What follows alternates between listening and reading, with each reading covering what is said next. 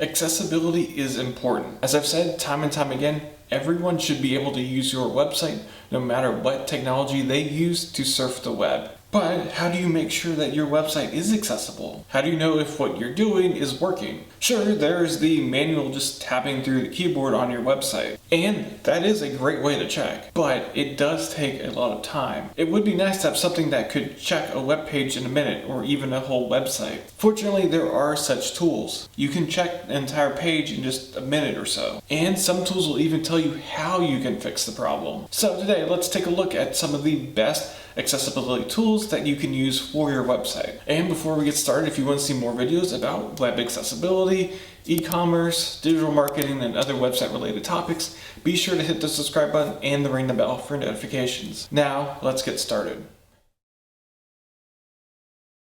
One of the biggest things you can do to help out your website's accessibility is to make sure that all of your colors have the right contrast. But figuring out what contrast works and what doesn't can be a challenge. The WCAG 2.0 AA guidelines, a pretty good goal to aim for, require a ratio of 4.5 to 1 for normal size text, which is about 18 pixels and below, and 3 to 1 for larger text, which is 18 pixels or above for bold text, and 24 pixels or above for normal text. Except, how do you know how to hit those ratio marks? The answer is that there's a whole math formula to figure it out. But fortunately for you, the WebAIM color contrast checker takes care of that for you. You can plug in the hex color value for two colors and see if they have the right contrast. It's that simple. It's free to use and pretty self-explanatory. You really have no reason for your colors to not have the right contrast.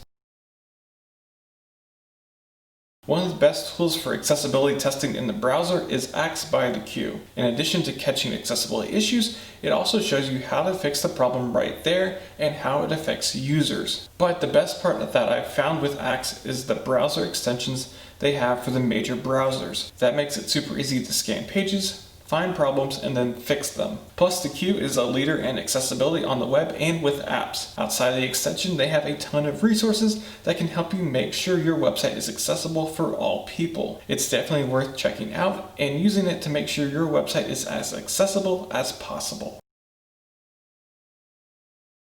Next, a tool I love to use to quickly check accessibility on websites I'm creating is the HTML code sniffer. It's quick, easy to use, and can point you in the right direction for fixing some of the biggest accessibility issues. You can install it right from its website, and once you have it up, all you have to do is select it from your bookmarks bar to check the website you're currently on. You can also filter results based off of the different guideline criteria, such as Section 508, WCAG 2.1 AA, etc. Will it catch every accessibility issue out there? No. No automated accessibility tool is going to catch every single issue out there. That's why it's good to test your website manually as well. But it does catch a lot of things, and it catches the biggest issues. And considering I can check a page with just a couple of clicks, plus it's free, makes it a must-have.